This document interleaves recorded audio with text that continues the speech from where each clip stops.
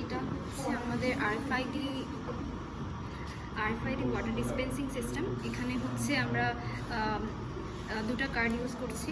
যদি আমরা ধরে নিই এটা হচ্ছে একটা ফ্ল্যাট আর এটা হচ্ছে আরেকটা ফ্ল্যাট, তাহলে এই ফ্ল্যাটে হচ্ছে আমার যতটুকু পানি ইউজ হচ্ছে সেটা আমরা ইউজ করবো, এই সুইচ দিয়ে কন্ট্রোল করবো। এবং এখানে আমরা যতটুকু পানি ইউজ হচ্ছে ঠিক ততটুকু বিলিং আমাদের এই কার্ড থেকে কেটে নেবে। এবং same goes for this flat, এখানেও হচ্ছে পানি পড়বে এবং এখানে হচ্ছে আমরা প্যারালালি দুটা ফ্ল্যাটের পানি ইউজ করতে পারি, আবার হচ্ছে আলাদাভাবেও কন্ট্রোল করতে পারি। সো এখানে আমরা যদি ফার্স্টে এটা যদি ফ্ল্যাট নাম্বার 2 হয় আর এটা ফ্ল্যাট নাম্বার 1 হয়, আমি যদি এই ফ্ল্যাট থেকে সুইচ অন করে দিই তাহলে এই ফ্ল্যাটে হচ্ছে পানি পড়ছে এবং যতটুকু পানি পড়ছে সেটা ইনফরমেশন এখানে আমাদের সিরিয়াল মনিটরেও হচ্ছে থাকবে। এবং আমি যখন সুইচটা ছেড়ে দিচ্ছি, এই যে এখানে হচ্ছে আমাদের সিরিয়াল মনিটরেও সেটা শো হচ্ছে। আর এটা ছিল হচ্ছে আমাদের রিডার 2। সো এখানে রিডার 2 এখানে সব ডিটেলস শো করছে এবং কত টাকা চার্জ গিয়েছে, রিমেইনিং আমার ব্যালেন্স কত আছে কার্ডে, এবং কত সেকেন্ড হচ্ছে টোটাল সে ইউজ হচ্ছে, এবং কখন ওয়াটার স্টপ হয়েছে এবং সেই টাইমে হচ্ছে আপডেটেড সব ডিটেলস এখানে সিরিয়াল মনিটরে শো হচ্ছে। এরপর নেক্সট হচ্ছে একইভাবে যদি ফ্ল্যাট 1 থেকে নিয়ে থাকি, ফ্ল্যাট 1-এরগুলো হচ্ছে সিরিয়াল মনিটর এখানে শো হচ্ছে এবং সেক্ষেত্রে আমাদের আগের বার রিডার 2 শো হচ্ছিল, এখন হচ্ছে আমাদেরকে রিডার 1 শো হবে এবং রিডার 1-এর সব ডিটেলস, সে কত টাকা চার্জ কেটেছে এবং রিমেনিং তার কার্ডে কত টাকা ব্যালেন্স আছে এখানে সব শো হচ্ছে। এবং এটার সাথে সাথে আমরা হচ্ছে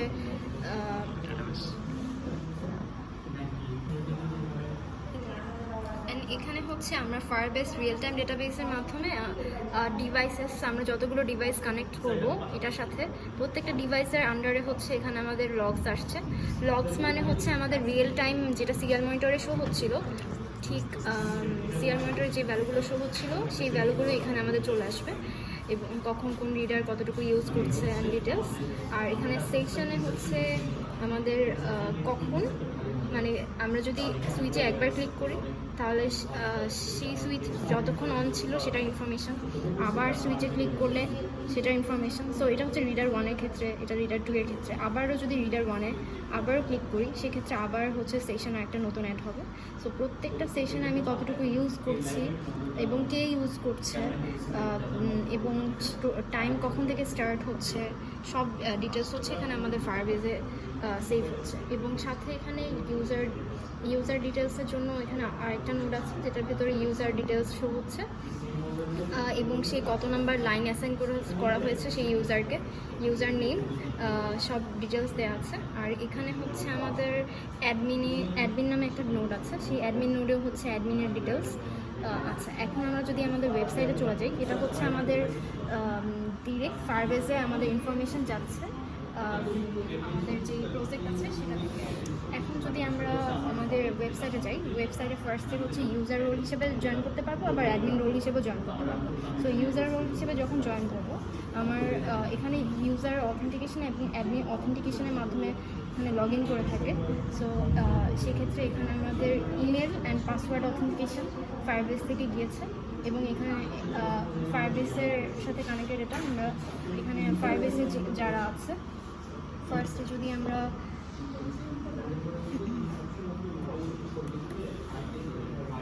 ইউজার হিসেবে লাগবে, এখন আমরা যখন ইউজার লগ ইন করলাম তখন হচ্ছে সেই ইউজারের ডিটেলস এখানে শো হচ্ছে, তার line number, card ID and সে কতটুকু ইউজ করেছে কোন টাইমে, start time and end time. এবং এখানে হচ্ছে ইউজেজ মিল এডিটারে দেওয়া আছে ইউজার স্ট্যাটাস। এবং আমি হচ্ছে এখন লগ আউট করে যদি আমি এখন অ্যাডমিন লগ ইন করি, অ্যাডমিন হচ্ছে অ্যাডমিন লগ ইন করার পরে আমি এখানে ভুল পাসওয়ার্ড দিয়েছি সেজন্য আমার ভুল আসছে।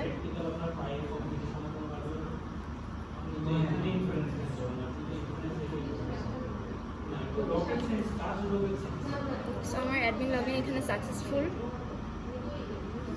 আচ্ছা, আমি বারবার মাল্টিপল বার করেছি বলে ওটা আসছিল। আচ্ছা, তো আমরা যখন অ্যাডমিন লগ ইন করছি এখানে যেটা হচ্ছে যে আমাদের প্রত্যেকটা ইউজার, এখানে কোন কোন ইউজার আছে সেই ইউজারের ডিটেলস এবং তার দুটা ইউজারের এখানে ডিটেলস শো হচ্ছে, এবং সাথে সেশনসগুলো শো হচ্ছে দুটা ইউজার একসাথে।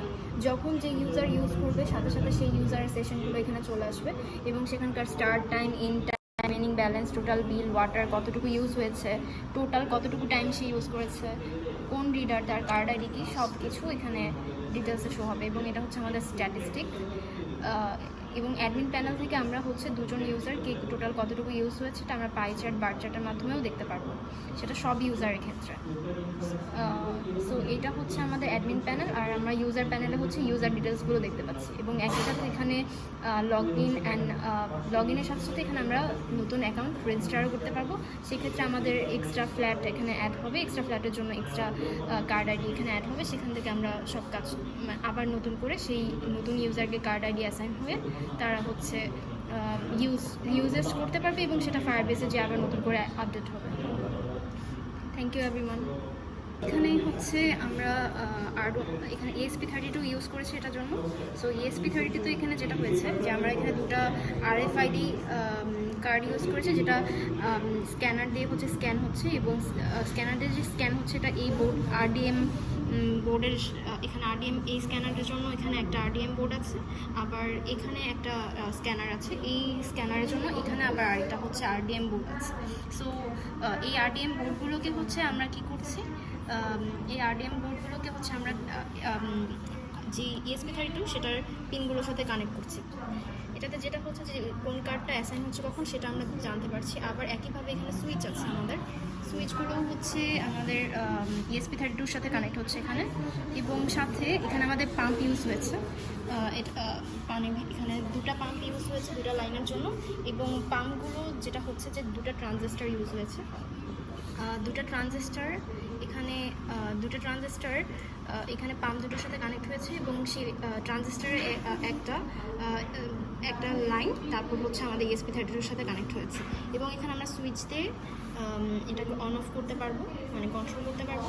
এবং এই একটা ব্যাটারি ইউজ করেছি, যে ব্যাটারির পাওয়ারটা আমরা হচ্ছে কন্ট্রোল করেছি ESP32 এবং পাম্পের জন্য। ESP32তে আমরা 5 ভোল্ট নিয়েছি, অ্যান্ড এখানে একটা কনভার্টার ইউজ করেছি, বাক কনভার্টার। সেই বাক কনভার্টার হচ্ছে আমাদের যে ব্যাটারির ভোল্টেজটা সেটা হচ্ছে কমানো বাড়ানো। ESP32 জন্য আমাদের 7 ভোল্ট থেকে 5 ভোল্টে আনা হয়েছে ESP32 জন্য, এবং হচ্ছে পাম্পের জন্য হচ্ছে আমরা 3.3 ভোল্ট এনেছি।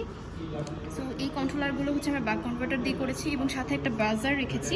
যে বাজারটা হচ্ছে আমাদের যখনই এটা পাওয়ার পাবে সাথে সাথে হচ্ছে আমাদেরকে জানাবে হচ্ছে কখন হচ্ছে আমাদের এটা কানেক্ট পেয়েছে বা পাওয়ার পেয়েছে। পাওয়ার সাথে সাথে বাজারটা বাঁচবে ESP32 কানেক্ট হওয়ার সাথে সাথে। এবং বাজারটার জন্য আরেকটা, এখানে যেরকম পাম্পের জন্য দুটো ট্রানজিস্টার ইউজ করেছি, বাজারটা এটা নিচে আছে, সেই বাজারের জন্য হচ্ছে আমরা ট্রানজিস্টার ইউজ করে দেন হচ্ছে সেটাকে আমরা ESP32 সাথে কানেক্ট করেছি। সো এই ESP32 সাথে কানেক্ট করেছি এবং সুইচের সাথেও কানেক্ট করেছি। সুইচ দিয়ে আসলে আমরা এই ESP32তে কতটুকু পাওয়ার যাচ্ছে না যাচ্ছে সেটাকে কন্ট্রোল করি। সো এটা হচ্ছে আমাদের overall hardware description. Thank you everyone.